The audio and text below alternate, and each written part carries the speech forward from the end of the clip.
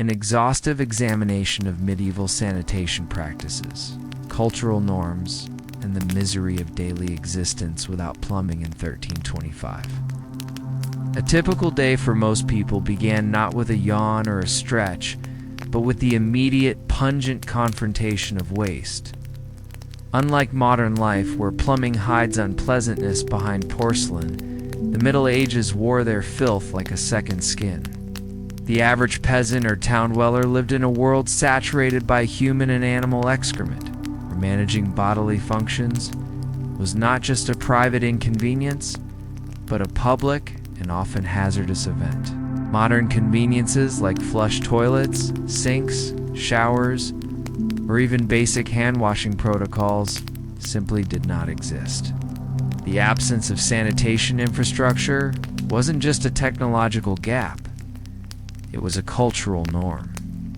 This chapter endeavors to immerse the viewer in the unfiltered, acrid-smelling world of medieval sanitation, the sounds, smells, social customs, dangers, and daily humiliations of going to the bathroom in the year 1325. Where did people go? The facilities of 1, 3 to 5. Let us begin with the most obvious question. Where exactly did a person in 1325 go to relieve themselves? Out. The peasant's dilemma. If you lived in a rural village, as over 90% of Europe's population did, your options were grim. Most families lived in cramped huts, wooden frames covered in wattleland daub, shared with livestock, lacking flooring, ventilation, or any separation between living, eating, and sleeping quarters. Some families dug shallow pits near their homes, used them until the stench became unbearable, then moved on to another patch of ground. Others used buckets, kept behind the house or near the pig pen, already filled with the remnants of yesterday's dinner. Its disposal was simple. You walked to the nearest path, road, or stream and dumped it. There was no shame in it, everyone did it. Chamber pots. Indoors, sort of. In towns and cities, or in winter months, chamber pots were used. These were basic ceramic bowls kept under the bed or in a corner. After a night's use, their contents would be hurled out the window onto the street, often accompanied by a shouted warning. In English cities, the customary shout was garde à l'eau, from the French garde à l'eau, meaning watch out for the water. This worked occasionally, open fields and riverbanks. In the countryside, fields, hedgerows, and riverbanks served as outdoor lavatories.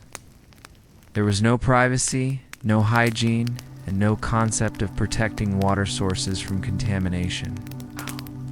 Children were not taught to be discreet. In fact, they were often encouraged to relieve themselves in the same place where animals did, for simplicity, like the communal privy. Larger towns sometimes maintained shared latrines. These were wood or stone structures built over pits or running water. Barely cleaned, with no privacy or separation, they quickly became public eyesores and health hazards. Some were gender segregated, many were not. A visit to the privy was an experience in endurance, wipe options, a brief history of posterior maintenance. Toilet paper did not exist. So what did people use to clean themselves after defecation? Leaves and grass. These were seasonal and often confused with poisonous plants. Straw. Abundant but scratchy, used by farmers. Rags. Old cloth was reused repeatedly. Washing occurred rarely, if ever. Moss. Soft, natural, and full of bugs. Considered a luxury in some circles. Hands. In emergencies or for the poor, the left hand sufficed. Right hands were reserved for eating. This helps explain why handshaking didn't catch on until later centuries. Disposal. Waste management, medieval style. Disposal was less about management and more about avoidance. Streets functioned as open sewers. Gutters, if present, were shallow channels that directed the flow of human and animal waste downhill. Rain helped sometimes, but in dry seasons, the buildup turned urban streets into biological minefields. Efforts were occasionally made by towns to clean the streets. Rakers were employed to shovel dung into carts and dump it elsewhere. But elsewhere was often a field, river, or someone else's backyard. Castles, the privileged toilet experience. Nobles and royalty lived in castles, and they too had to go their solution. Gardoba was a stone closet built into the exterior wall with a wooden bench and a hole. The boba waste dropped down into a chute that opened into the moat, or a cesspit below. In theory, this was a hygienic upgrade. In practice, these shafts were often clogged, smelly, and occasionally used by intruders to enter the castle from below. Castle servants were tasked with cleaning out the waste, usually by hand. Ventilation was poor. Smell permeated even the grandest halls. Bathing, or the lack thereof. Why were medieval people so smelly? Because they didn't bathe. Bathing was widely believed to be unhealthy. Many thought that soaking opened the pores and led in disease. Some towns had bathhouses, but these were rare and often associated with scandal and sin. The church frowned upon public bathing. Cleanliness was spiritual, not physical.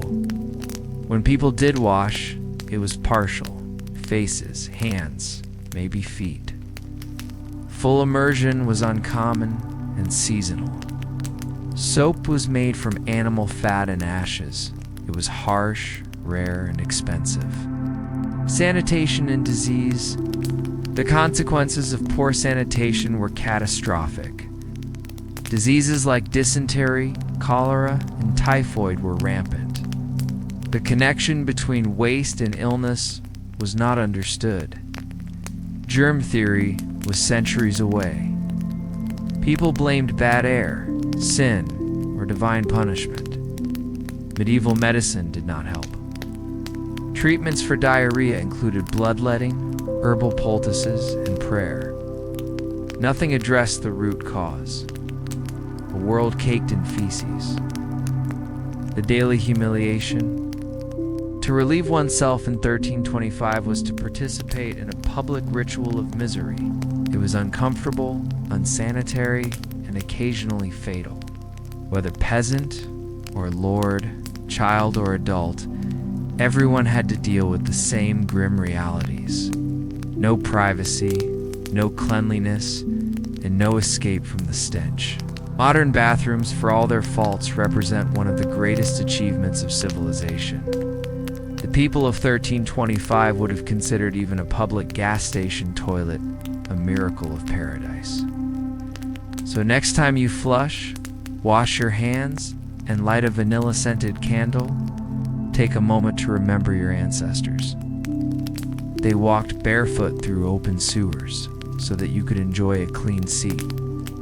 Breakfast in 1325. The first disappointment of the day. A deep dive into the realities of morning meals in the High Middle Ages, the morning after the misery. In modern times, breakfast is sold to us as the most important meal of the day. A spread of hot eggs, buttered toast, fruits, coffee, and orange juice is considered a basic expectation. But if you were to time travel to the year 1325, you'd find no such joy awaiting you after waking up. Your first meal of the day in medieval Europe was not a comforting routine. It was a grim necessity at best, and sometimes it didn't happen at all. Let us now take an unsentimental look at what it meant to wake up and eat in the year 1325.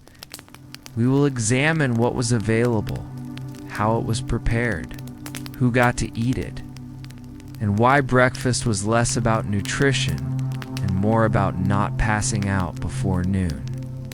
Why breakfast wasn't special?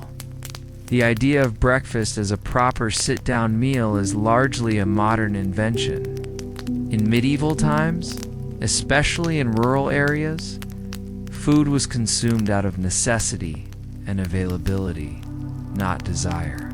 There were no separate breakfast foods. There were simply things you could eat that were left from the previous day, or that could be quickly boiled, scraped, or chewed without too much preparation. The first meal of the day was typically eaten just after sunrise, only after some work had already been done. For laborers and peasants, this often meant a few hours of toil on an empty stomach.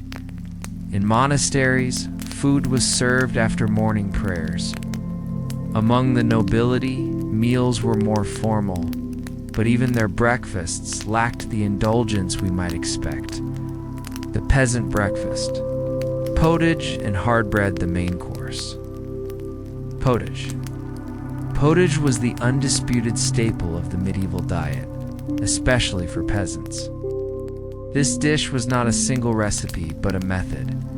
A thick, mushy stew made of grains and whatever vegetables could be found or grown. It was cooked over the fire in a single pot, often continuously for days or even weeks. New ingredients were added as they became available, and the result was a bubbling beige mass with the consistency of wet cement and the taste of resignation. Ingredients included barley, oats, or rye grains, onions, leeks, turnips, or other root vegetables. Dried legumes, if lucky, occasionally. Meat was almost never present.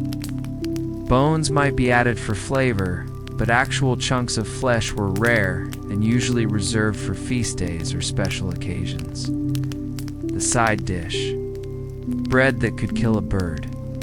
The bread served alongside pottage was typically made of coarse flour rye, barley, or whatever could be milled. Wheat was expensive and generally reserved for the rich. Medieval bread was dark, heavy, and filled with additives to make it last longer, such as ground acorns, pea flour, bran, occasionally sawdust.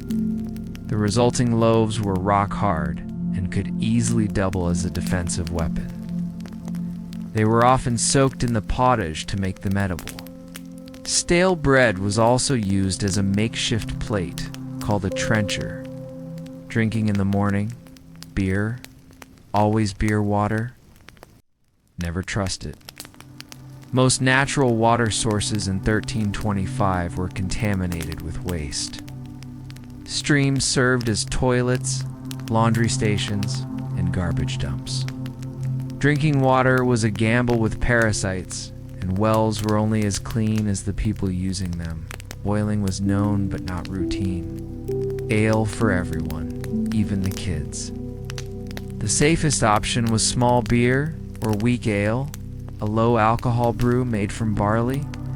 It contained just enough alcohol to kill bacteria, but not enough to inebriate. Even children drank it.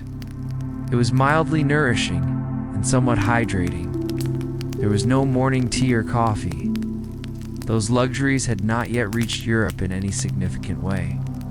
Milk was sometimes consumed, but spoiled quickly and was considered a food, not a beverage. Noble breakfast. Only slightly less depressing what the rich ate. While nobility had better access to ingredients, their breakfast was still modest by modern standards. A noble breakfast might include warmed bread with honey or butter, cheese, if available, cold meats left from the night before, a cup of wine or ale. Cooking fires took time to heat, so hot food was rare in the early morning, unless servants had been up since before dawn. The formality of meals. Noble households observed more formality around meals. Dining was often done in the great hall, even for breakfast, with servants attending. The higher one's social rank. The less manual effort was spent, acquiring or preparing food, but even a baron could find himself gnawing. Stale bread. and hoping the cheese was ungreen for the wrong reasons. Monastic meals, prayer before pottage. Monks followed a strict daily routine centered on prayer, study, and manual labor. Their meals, too, were regulated by religious rule. Breakfast might be delayed until mid-morning after the third canonical hour. Food was simple, often meatless. Meals were eaten in silence, accompanied by scripture readings. Waste was frowned upon, so leftovers were reused. Repeatedly, the emphasis was on moderation and humility. Pottage, bread, and ale were again common. Butter or cheese were allowed in some orders, meat only on select days. Seasonality and hunger. Medieval people ate what was in season. In winter, food was scarce and monotonous. In summer, spoilage was a concern. Breakfasts were often colder, simpler, and smaller than any other meal of the day. Hunger was frequent. Malnutrition was common. In times of famine, even pottage became a luxury. Bark, grass, and spoiled grain made their way into meals. The poor suffered most, but no one was immune to the effects of a bad harvest. Flavor, not really. Spices were for royals. Spices like cinnamon, pepper, or cloves were prohibitively expensive. Most were imported from the East and cost more than a peasant made in a month. Flavoring came from salt, if available, herbs like parsley or sage or onion. Blandness was expected. Sweeteners were scarce. Honey was the most common, but even that was valuable. Sugar, when it arrived in Europe, was a rich man's treat. Infectious risks and food safety. Bread mold could lead to ergotism, a disease caused by fungus on rye. Symptoms included hallucinations and gangrene. Spoiled meat and dairy caused frequent stomach illness. Poor hand washing and shared utensils spread disease. Rats were everywhere, and food contamination was routine. Food poisoning was a regular part of life. If you woke up feeling ill after breakfast, no one was surprised. Symbolism of breakfast. More than a meal, breakfast reflected the medieval order. The poor worked to eat. The monks prayed to eat. The nobles ordered others to fetch their food. Hunger reminded everyone of their place. It was not a time for conversation or indulgence. It was a prelude to labor, penance, or boredom. An uninspiring start to an unforgiving day. Breakfast in 1325 was not about taste, comfort, or even energy. It was about survival. It was cold, repetitive, bland, and often contaminated. But it was also a necessary prelude to the hard day ahead, a day that would include endless labor, poor hygiene, and the ever-present threat of death by infection, starvation, or misfortune. Your modern breakfast weather? It's a cold cereal, fried egg sandwich, or just a cup of coffee would seem impossibly luxurious to a medieval villager. They ate pottage with their hands and drank beer because it wouldn't kill them. They didn't savor it, they endured it. So the next time you sit down to brunch, remember, in 1325, your only choice was boiled slop or passing out in the field. A forensic breakdown of medieval clothing, hygiene, social status, and the daily indignity of dressing in the 14th century clothed in suffering. In modern times, getting dressed is a matter of self-expression, seasonal adaptation, or workplace expectation. In 1325, it was none of these. Clothing was not a choice but a conditioned, unchanging, uncomfortable, and often unbearable fact of daily life. You did not decide what to wear. You wore what you had until it rotted off your back or but became so infested with lice it could walk away on its own. This chapter examines in painful detail the experience of dressing in the early 14th century. Materials, construction, cleanliness, or lack thereof, and the symbolic meaning of clothing across social strata. Prepare for coarseness, monotony, and an inescapable layer of filth. The one outfit rule. Simplicity by necessity, the peasant wardrobe. The average peasant in 1325 owned exactly one outfit. Maybe two if they were unusually fortunate or recently gifted a dead relative's tunic. This outfit would be worn during labor, sleep, church, weddings, funerals, and plowing. Were no separate garments for night, work, or recreation.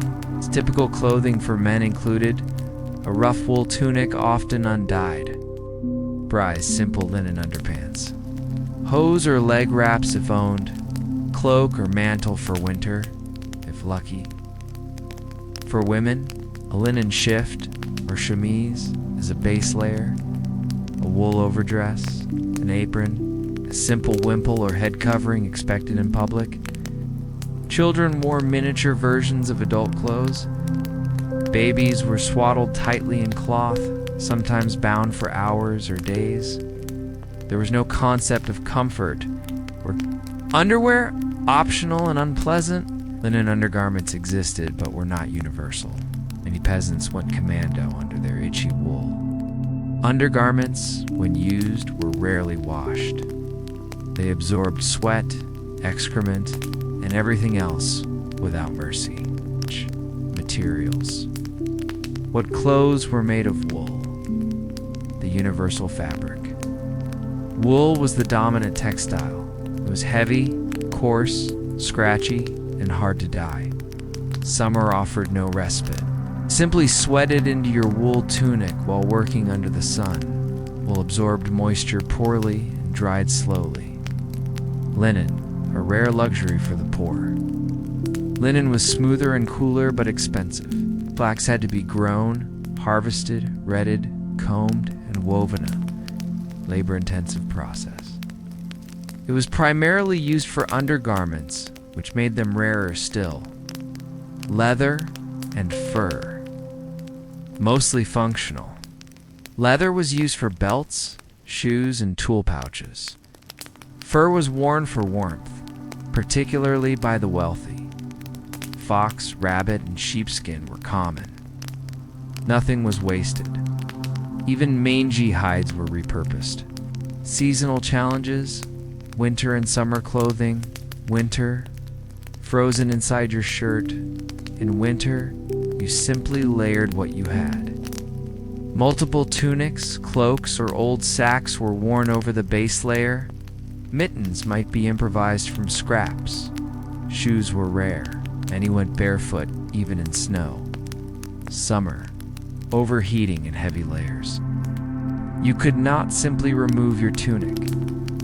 Public nudity was frowned upon and could invite social penalties or assault. You sweated through your wool. Body odor was constant and overwhelming. Shoes and their absence. Shoes, if owned, were simple leather turn shoes with thin soles and no arch support. They wore out quickly and offered little protection. Most peasants went barefoot most of the year. Streets and paths were littered with waste, sharp stones, and insects. Blisters, infections, and frostbite were common. There were no socks unless you made them yourself. Clothing and class. The sumptuary divide. Laws of dress. Clothing signaled status. Sumptuary laws dictated what you could wear based on your rank. A peasant could be fined or punished for dressing above their station. Examples. Only nobility could wear ermine or certain colors, like deep purple or scarlet. Only landowners might wear silk or gilded trim. Clergy wore distinctive robes based on rank. The noble wardrobe. Nobles owned multiple outfits made from silk, velvet, or fine wool. clothing was elaborately cut, dyed, and embroidered. Fasteners included buttons, hooks, or laces. But even nobles were not immune to the medieval reality of hygiene. Clothes were worn repeatedly, not washed often, and susceptible to lice. Cleanliness, an oxymoron washing clothes. Washing was rare and difficult. To clean a tunic, you had to haul water from a stream or well, heated over a fire. Add soap, animal fat plus ashes, scrub with stones or wooden paddles, rinse, wring, and hang to dry. Most people skipped this unless absolutely necessary. Personal hygiene. There were no deodorants, shampoos, or detergents. Clothing absorbed everything. Sweat, smoke, manure, spilled beer, fleas, and lice lived comfortably in the seams. Itching was normal. Lice combs were common. Bed bugs were part of the landscape. Clothing as a tool for labor. Aprons protected outer garments. Head coverings shielded from sun or rain. Clothes were often patched, restitched, or modified seasonally. For religion, churches required modesty. Women covered their hair. Pilgrims wore specific garments like the scallop shell badge. Monks wore habits indicating their order, infestations, life with parasites. Everyone had lice. Everyone, even nobles. Fleas lived in wool. Ticks hid in undergarments. Washing did little. Fumigation involved smoke or herbs. Most people resigned themselves to constant discomfort. Wooden spoons were used to scratch unreachable itches. Bedclothes and outerwear were often left in the sun in an attempt to bake out the vermin. Success was limited. Children's clothing, miniature misery. Children wore simplified versions of adult clothing. There were no diapers, just cloth strips, or nothing at all. As they aged, they were expected to dress themselves in the same uncomfortable layers as their parents. Clothes were handed down, repurposed, or made from scraps. Fit was irrelevant. Meant less comfort, not more. Dressed to despair. In 1325, dressing for the day was not an act of choice or expression. It was a grim necessity, a daily reminder of poverty, discomfort, and infestation. One did not think about fashion. One merely hoped their only tunic would last another winter. Clothing did not protect you from the elements or the judgment of others. It scratched, stank, and sagged.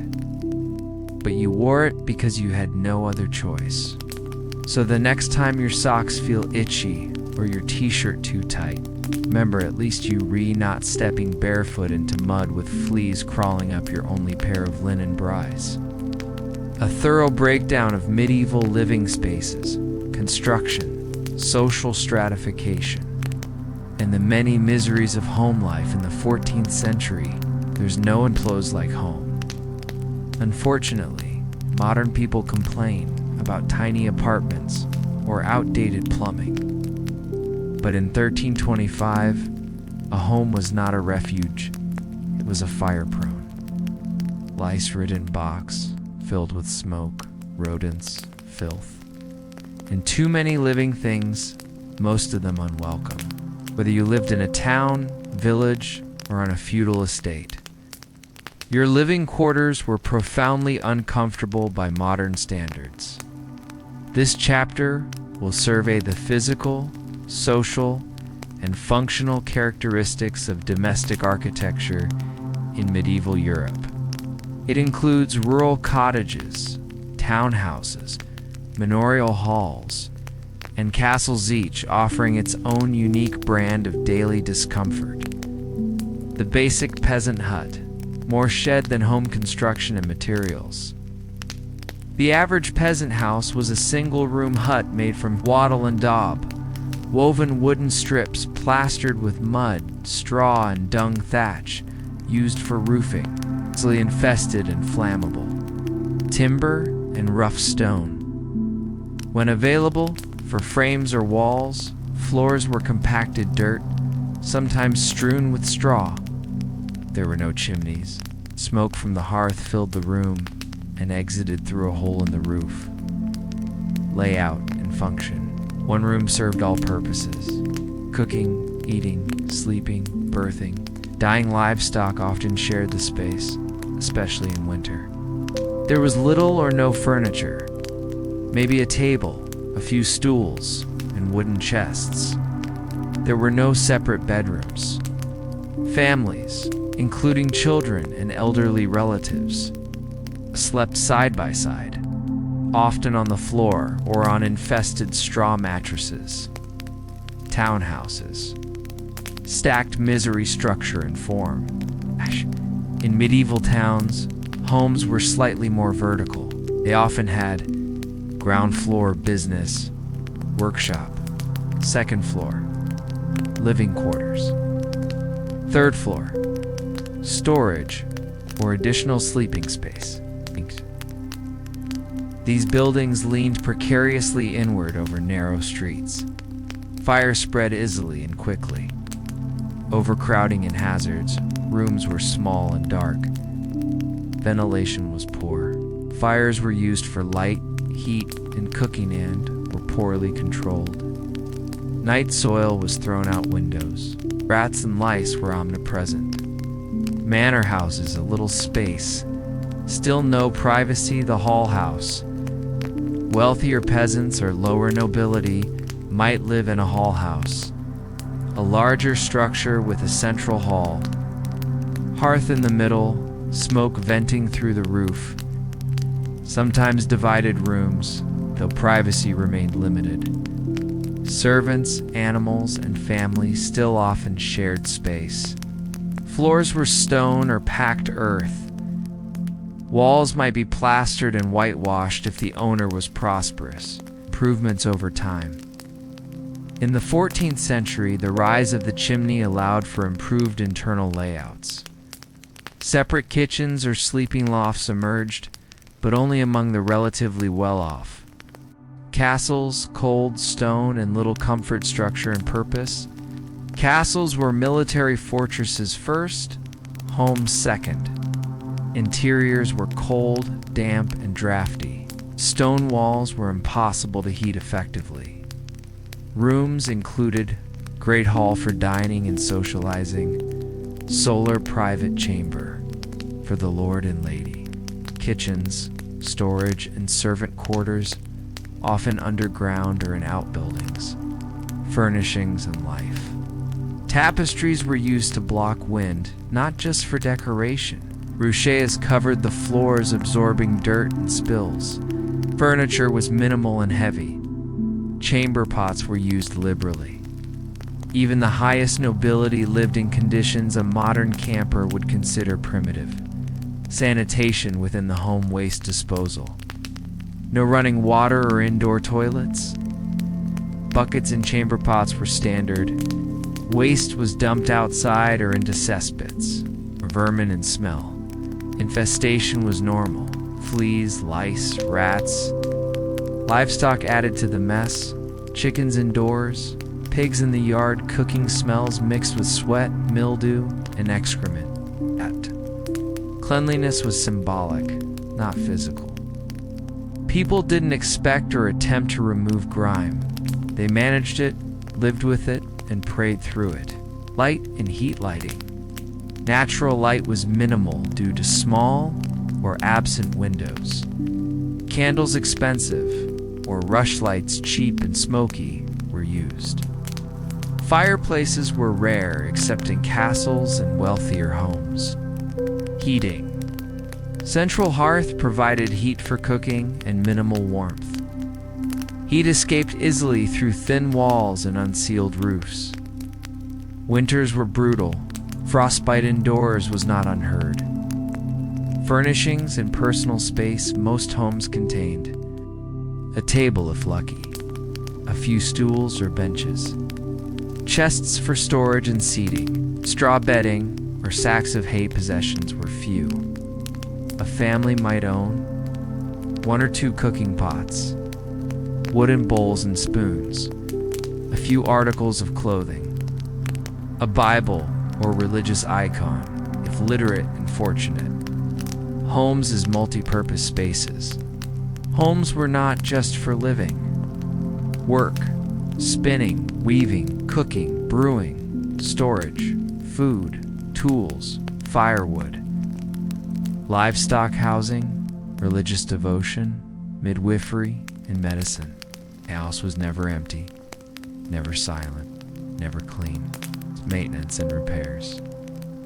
Houses degraded quickly. Thatch had to be replaced regularly.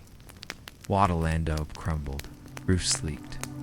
Most repairs were made by the occupants with crude tools and scavenged materials for walls and a hard life. In 1325, to be home was to be cold, crowded, and uncomfortable. Whether peasant or lord, your home offered minimal privacy, little cleanliness, and zero insulation. The fire smoked, the floor sagged, and the walls might collapse in a strong wind. But your home was also essential. It was where you cooked, slept, prayed, argued, and gave birth. It was not a sanctuary, it was just where you tried to survive. So the next time your heating bill is too high, or your ceiling leaks, be grateful you're not sharing a mud-floored hut with 5 siblings, 2 pigs, and a fireplace that functions more like a smoke machine than a heat source. A meticulous study of medieval labor, occupations, working conditions, and the relentless struggle for survival, work as a condition, not a choice. In modern economies, employment is tied to choice, skill, and opportunity.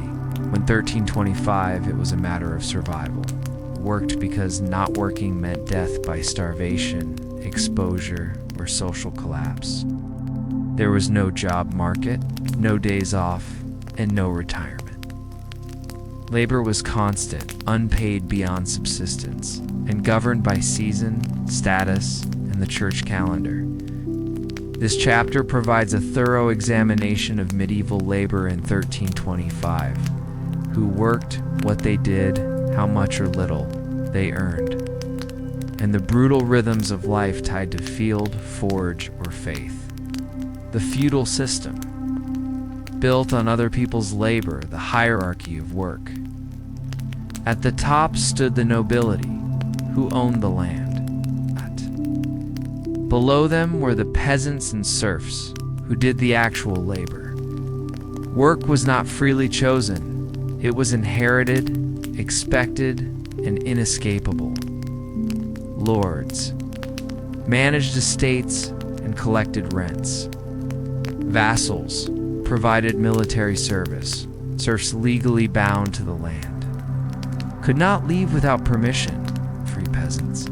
Slightly more autonomy, but still poor. Obligation over opportunity.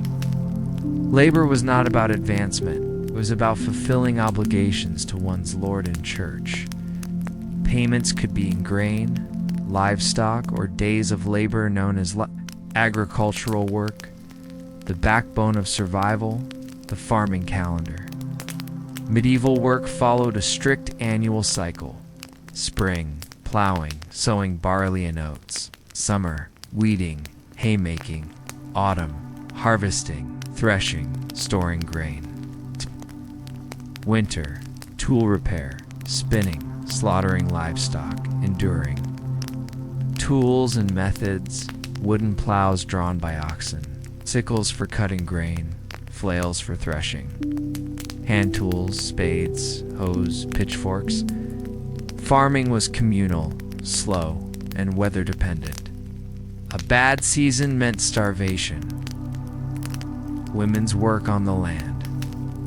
Women did field work too, often alongside men, while also managing children, cooking, spinning, and dairy tasks. Labor was gendered in expectation, but not in intensity. Trades and crafts. Skill through repetition. Village artisans. Even small villages had craftsmen. Blacksmiths, carpenters, cobblers, tanners, millers. These trades were essential and often passed from parent to child.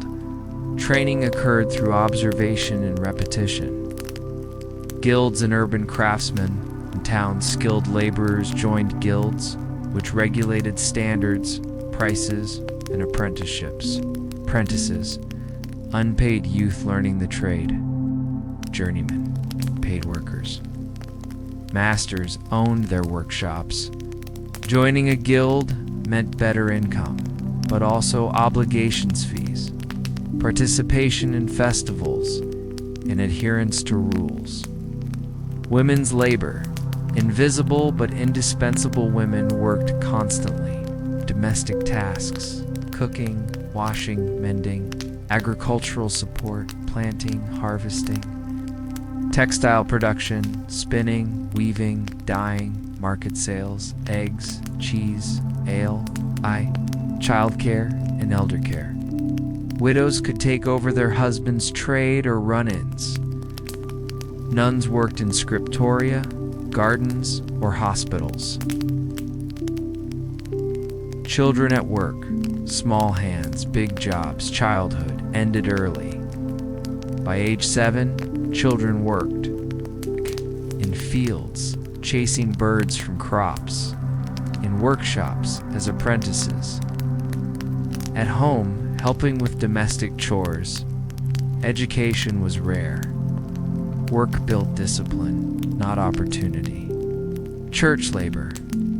Praying and plowing monks followed the rule of Saint Benedict, which included ora et labora, pray and work. Monasteries ran farms, vineyards, breweries, and schools. Parish priests, local clergy oversaw services, tended gardens, and relied on tithes. Some worked their own fields or taught Latin to noble sons. Construction and infrastructure. Large projects required massive labor forces. Cathedrals, built over generations, bridges and roads, castles and defensive walls. Workers included stonemasons, carpenters, unskilled laborers, often unpaid. Accidents were common. Safety standards were non-existent. Merchants, peddlers, and middlemen. Merchants traveled to buy and sell goods. Textiles, spices, iron tools, salt and dried fish. Trade required permits, guards, and horses. Town markets were chaotic, vital centers of commerce. Fairs offered seasonal bursts of activity. Peddlers moved between villages selling trinkets, knives, combs, and salt. Labor and law and liturgy, holy days and time off. The church calendar dominated work schedules. Over 50 feast days, Sundays off in theory. Rest during major religious festivals. But feast days did not mean rest for all. Bakers still baked, innkeepers still served, fields still needed tending, legal constraints. Serfs could be punished for leaving their lord's land. Laborers could be fined for demanding higher wages. Laws kept peasants working, especially after the Black Death, the grind that never ended. In 1325, you worked because there was no alternative. Labor defined your identity, determined your worth, and occupied every waking hour. You worked through injury, hunger, and exhaustion. You worked from childhood to death. When you died, another body quickly filled your place. There were no resumes, no pensions, no upward mobility. There was only the field, the forge, or the fire and your ability to endure them. So the next time you complain about a long shift or slow Wi-Fi at the office, Remember, at least you re not threshing barley for 14 hours in the rain with a wooden flail and a toothache. A dour and detailed look at what medieval people ate, how they prepared it, and why meals were more about survival than satisfaction eating without enjoyment. Today, food is comfort, creativity, even culture. But in 1325, it was mostly fuel, a monotonous, sometimes revolting necessity. Meals were dictated by what could be grown, stored, or begged, not by what was desired. Flavor was a luxury, fullness was rare, and variety was almost non-existent.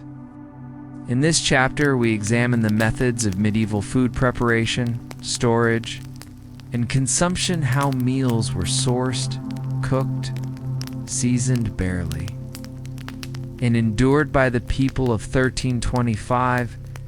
You will not be hungry after reading it. The peasant diet. Endless gruel and occasional roots the staple. Pottage.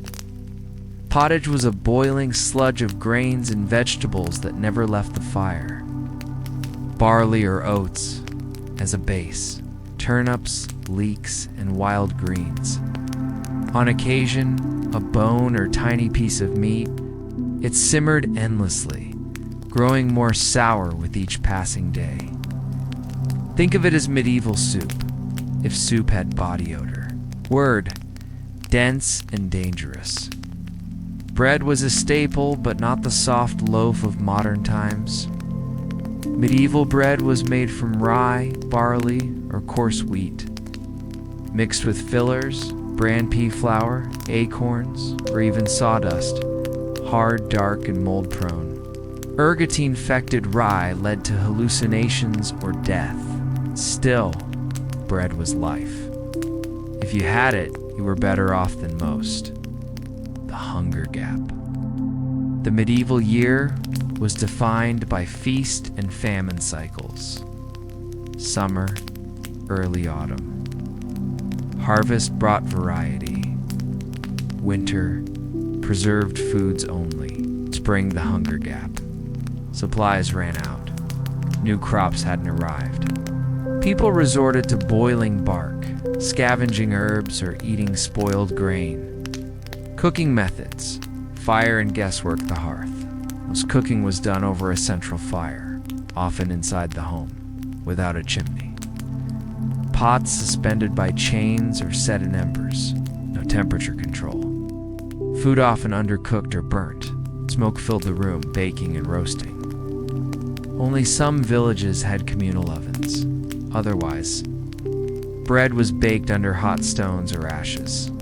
Meat was skewered and roasted if fuel and meat were available. Cooking was hazardous, smoky, and deeply inefficient.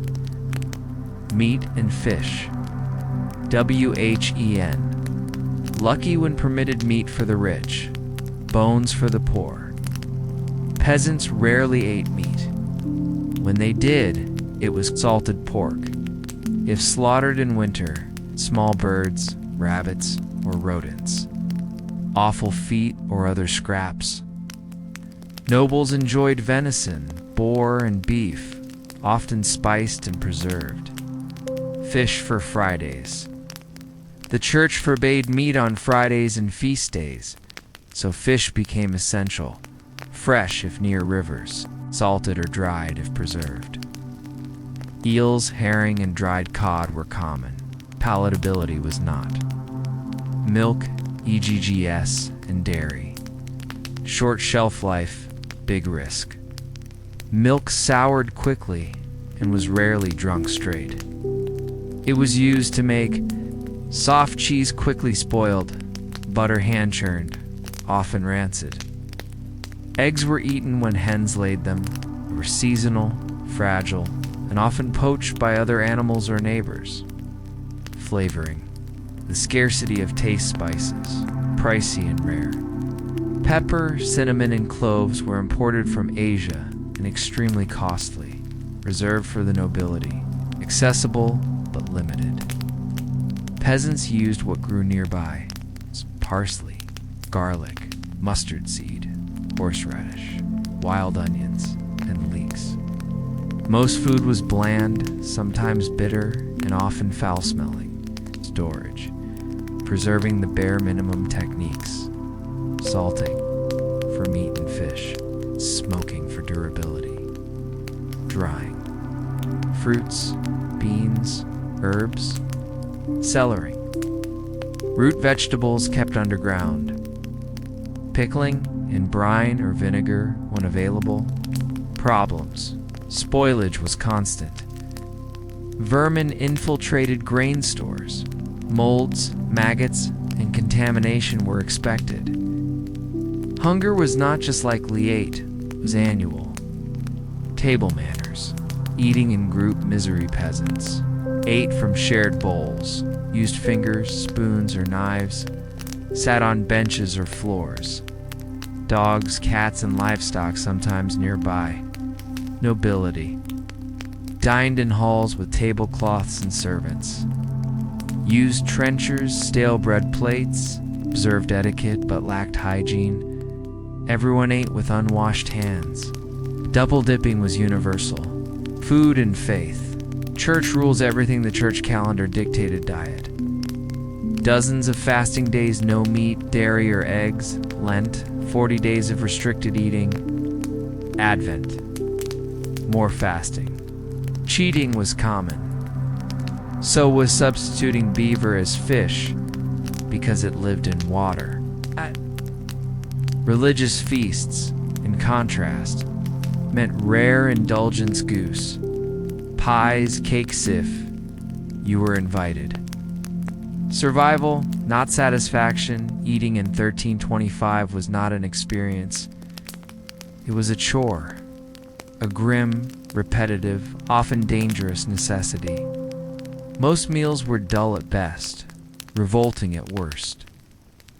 Malnutrition was common. Full bellies were rare. So next time you complain your food is under-seasoned or that your microwave meal is boring, remember in 1325, your seasoning was smoke, your meat was a bone, and your bread might kill you. A sober examination of medieval medical practice, common illnesses, treatments, and the grim realities of getting sick in the 14th century, sick and staying that way. In 1325, falling ill wasn't a matter of inconvenience, it was a roll of the dice, with death often the outcome. There were no hospitals in the modern sense, no antibiotics, no understanding of germs. Your best options were prayer, herbal poultices, and hope. This chapter takes a close look at how medieval people dealt with sickness, injury, childbirth, and disease. It is not a hopeful read. Understanding the body, the four humors, the theory. All medical practice was based on the four humors: blood, phlegm, yellow bile, black bile. Health meant balance. Illness meant imbalance. Treatments aimed to restore that balance. Diagnosis by fluids urine was examined for color, smell, and taste. Bloodletting was standard. Vomiting or purging was prescribed. The body was mysterious, sacred, and poorly understood. Who treated you? It's local healers and wise women. Most people were treated by family members, local herbalists, midwives they used. Folk remedies, charms, boiled herbs, barber surgeons. They cut hair and performed surgery, bloodletting, tooth pulling, wound stitching. They had knives, a stool, and little training. Educated at universities. Educated at universities. Read Latin texts. Galen, Hippocrates. Rarely touched patients. Their treatments were intellectual rather than practical. Common ailments and their cures, fevers and colds. Treated with herbal teas, leeches to cool the blood. Isolation, if available, infections and wounds. honey, vinegar, or moldy bread poultices. Cauterization, burning wounds closed. Amputation without anesthesia. Toothaches. Garlic compresses. Extraction by force. Prayers to Saint Apollonia. Eye problems. Onion juice drops. Charms and prayers. No real cures. Surgery without mercy. No anesthesia, alcohol, or a sharp stick to bite. No sterilization. Tools reused without cleaning. High risk of infection and death. Survival from surgery was the exception, not the rule. Trepanning drilling skulls was a real horrific practice.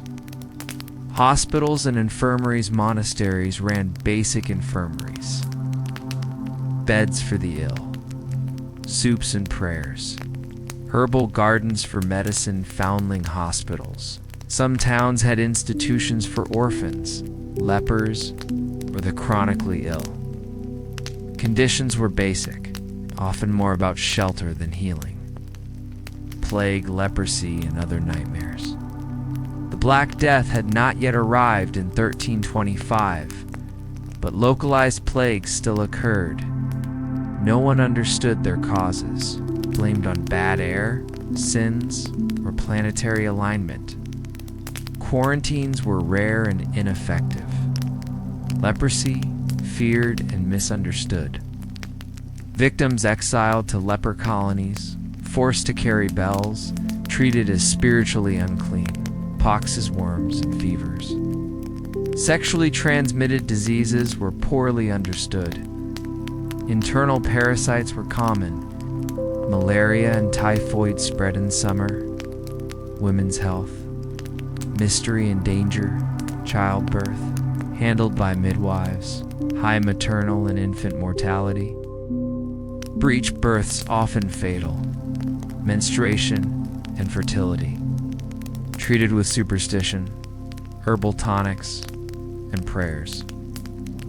Belief in wandering womb and humoral imbalance. Witchcraft accusations. Knowledgeable women were often viewed with suspicion. Healing power could be misinterpreted as dark magic. Mental illness. The devil in the mind, there was no concept of mental health. Madness blamed on demons or divine punishment. Treatments included flogging, exorcisms, or chaining. Monasteries sometimes cared for the afflicted. Melancholy and mania were humoral imbalances. There was no therapy, only suffering. Prevention, if you were lucky, or holy cleanliness symbolic, not practical. Occasional bathing in rivers or public baths. Linen changed more than washed. Fumigation with herbs or incense. Pilgrimage and prayer. Illness seen as a test or punishment. Saints were invoked for specific ailments. Relics, holy wells, and fasting were common cures.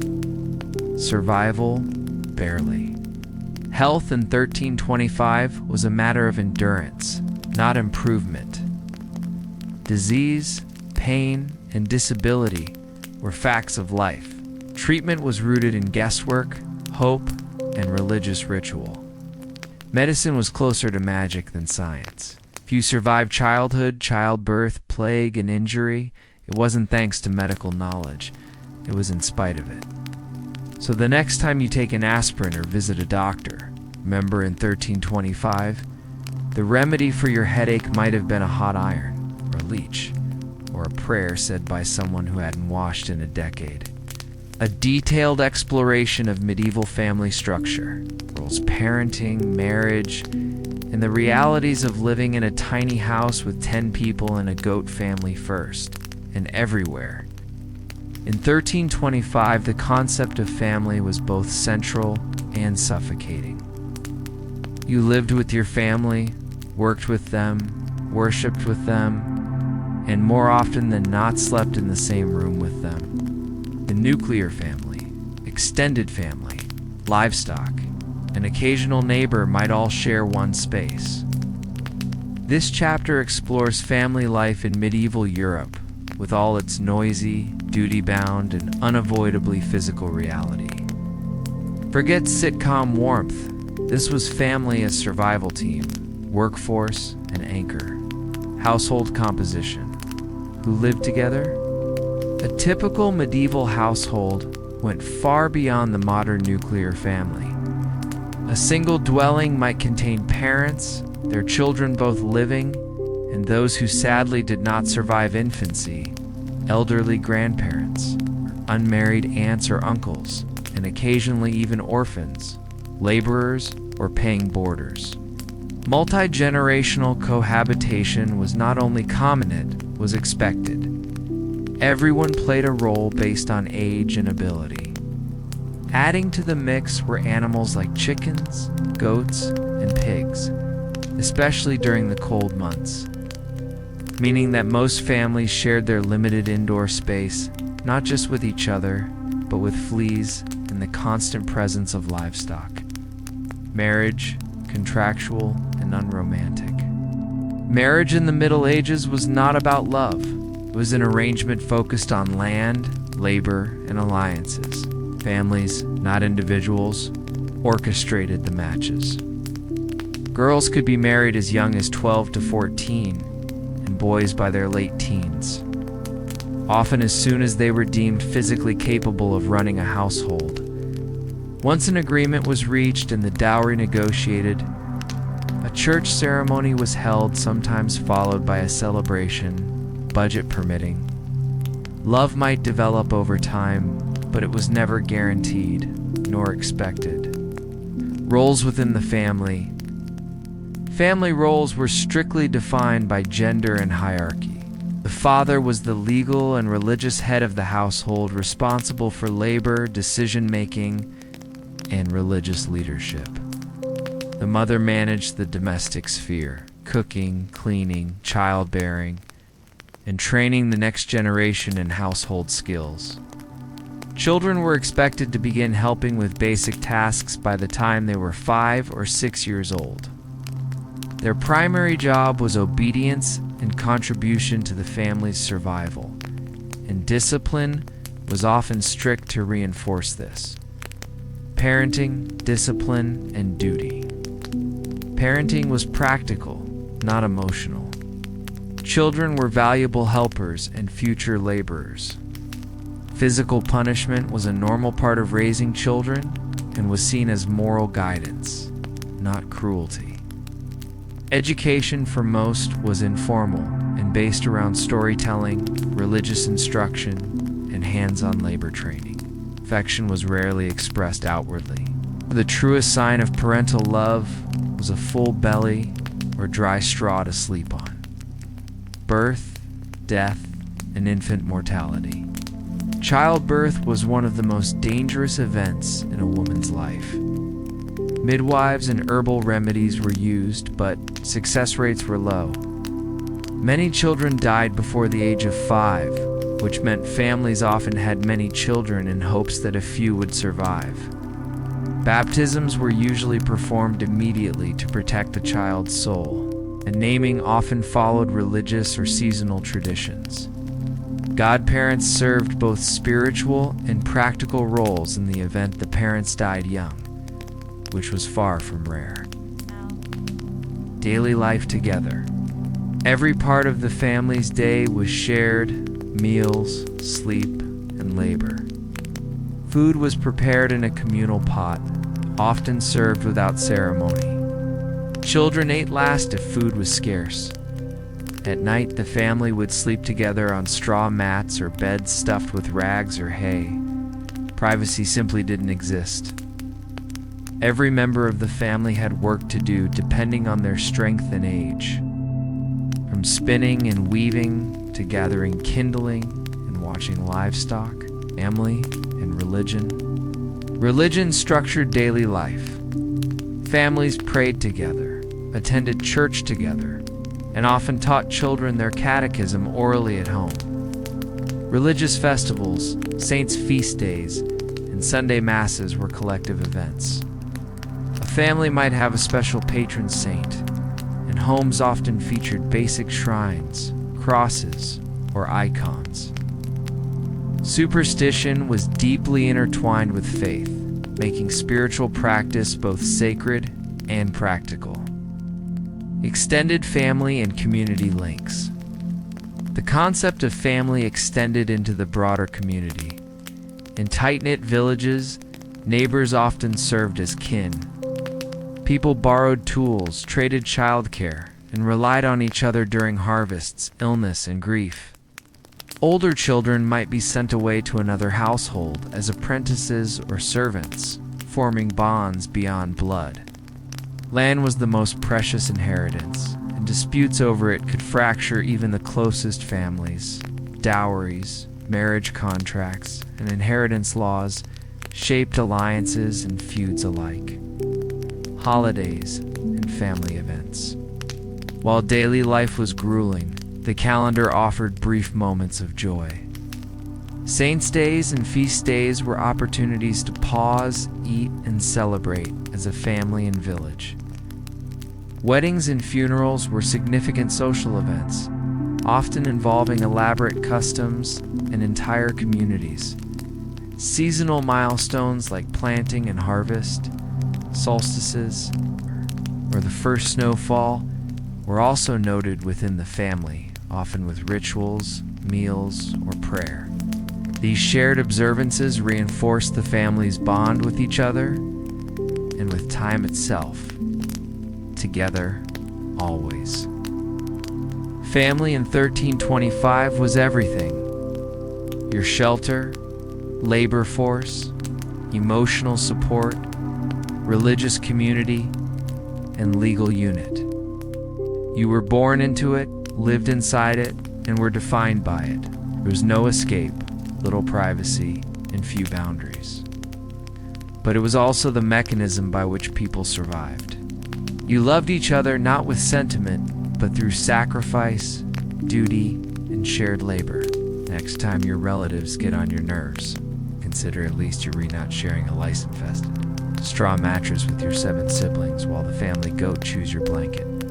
Exploration of crime, punishment, injustice. In 1325, the law was not a mechanism for fairness, it was a framework to maintain control, resolve disputes, and protect social hierarchy. There were no police officers, no formal courts as we know them, and no appeal systems for the average peasant. Justice was often local, brutal, and public. If you found yourself accused of a crime, your options were limited and frequently painful. Who made the laws? Who enforced them? Laws came from the king, the church, and local lords. In towns, royal charters provided certain rights, while in rural areas, manorial courts held sway. These courts were overseen by local lords or stewards and enforced the rules of daily life. Theft, land disputes, livestock damage, and even arguments between neighbors. Enforcement often relied on the community itself. The system expected people to report wrongdoing, and if you didn't, well, you could be punished for that too. Crimes of the common people. The most common crimes were not grand acts of treason or murder, or theft, poaching, grazing animals on another's land, brewing bad ale, or failing to maintain roads and ditches. Gossip, disrespecting elders, or public drunkenness could also land you in trouble. Many of these offenses were born from poverty or desperation, but that didn't lessen the consequences. How guilt was determined. Forget forensic evidence. Trials were based on witness testimony, oaths, or ordeals. Swearing an oath before God that you were innocent, sometimes backed by others called oath helpers, could secure your freedom. In earlier times, trial by ordeal involved holding hot iron or being plunged into water to see if God would protect the innocent. Though officially banned by 1325, echoes of such superstitions lingered. Punishments, public, humiliating, and sometimes deadly, punishment was designed to be seen. Stocks and pillories were used to expose petty criminals to the Giersand, rotten produce of their neighbors. Thieves might lose a hand. Repeat offenders faced whipping, branding, or even execution. Hanging was a favored punishment for more serious crimes, and it was often carried out in public as a warning to others. If you were noble, you might be spared the gallows, but only if your status was high enough. Church courts. Sign versus crime. The church operated its own legal system, focusing on moral and religious offenses. Adultery, blasphemy, heresy, or failing to attend Mass. These courts didn't use the same brutal punishments, but could impose penance, fines, or excommunication. For clergy and monks, the church offered protection from secular courts, a loophole some exploited until reforms reined it in. Prisons, holding, not punishing. Medieval prisons were not places of long-term punishment. Instead, they were holding cells filthy, crowded, and dangerous, used to detain people until trial or execution. Jails were often in castle dungeons, town gates, or towers. Food and bedding were not provided unless someone on the outside paid for it. Prison wasn't a sentence, it was a limbo. Women and the law. Women could be tried, punished, and imprisoned, but their legal standing was generally tied to their father or husband. A widow had more autonomy, but women were rarely given the benefit of the doubt. Accusations of witchcraft, gossiping, or adultery were used disproportionately against them. Punishments included ducking stools, public shaming, and sometimes execution. Yet women also participated in community justice, reporting crimes or giving testimony. Outlaws, vigilantes, and violent exceptions. In a world with limited enforcement, some people simply walked away from the law. Outlaws were declared outside the protection of society. Anyone could harm them without consequence. Others took justice into their own hands. A lot of feuds, revenge killings, and mob punishments weren't uncommon. While lords and bishops issued decrees, power often belonged to whoever had the strongest backor, the largest following. The law's limits. Justice or control. Medieval justice was rarely about right and wrong. It reinforced authority, punished defiance, and maintained order. It didn't promise equality. The poor were punished more severely, while the powerful were protected by connections and influence. But even the wealthy could fall if they crossed the wrong figure of power. Brutal but familiar. The justice system in 1325 was cruel, unbalanced, and harsh, but it was also consistent with the world that created it. With no modern police or courts, law was local, personal, and symbolic. Punishment was a spectacle. Guilt could hinge on a neighbor's word, and survival, as always, depended on knowing when to stay quiet, when to swear an oath, and when to run. So the next time you think bureaucracy is slow or jury duty is annoying, be grateful you re not being dunked in a pond to prove you re not a liar, or losing a hand for borrowing. Your neighbor S turnip without asking. How children lived, learned, and became adults in a time without school bells or safety nets. Nitrogen monox. Time to be a child. In 1325, childhood was not a time of leisure or innocence. It was short, often brutal, and oriented toward one purpose: becoming useful as quickly as possible. Survival demanded it. There were no school buses, toy stores, or playgrounds. Instead, There were chores, responsibilities, and the constant possibility of illness or death. To be born in the Middle Ages was to be placed on a fast-moving track toward labor and duty. Infancy and early years.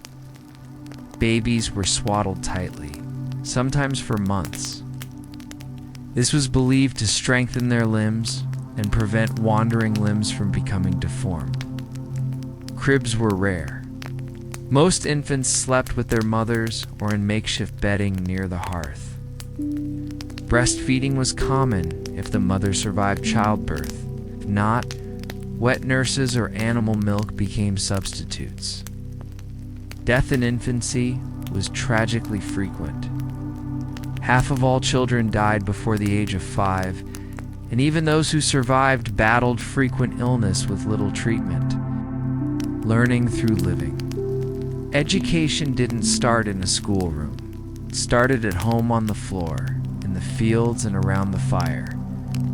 Young children learned by watching and mimicking their parents and siblings.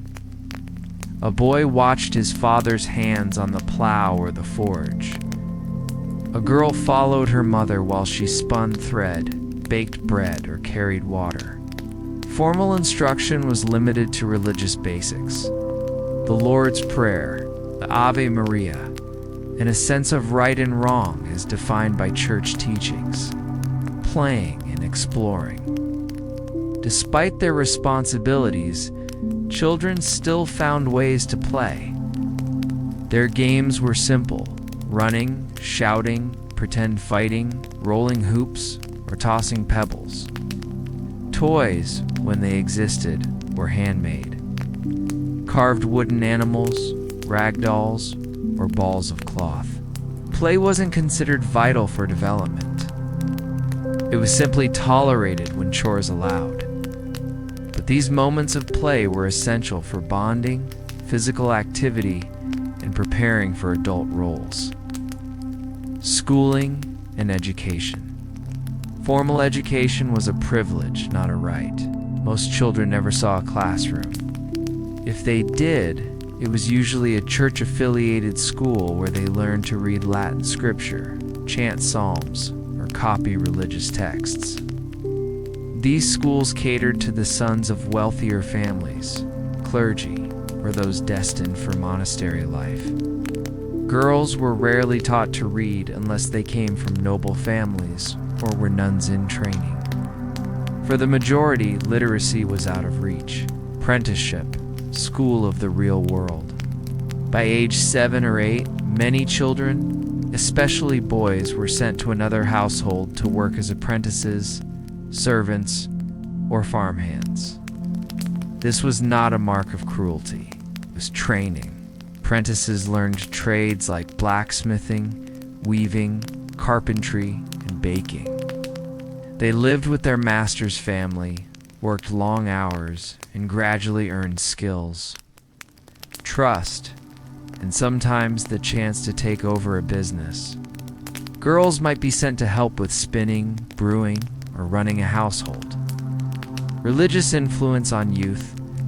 Religion was the thread running through every stage of childhood. Children were expected to attend Mass, fast, pray, and confess sins. Religious festivals were both community events and learning opportunities. Some children joined monasteries or convents, dedicating their lives to spiritual service. For others, the church offered a path to learning and status they could never access otherwise, though it came with its own strict discipline, health, dangers, and survival. Children lived with constant threatfulness, injury, hunger, or accidents.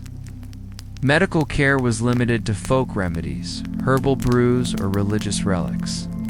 Broken bones might heal crooked.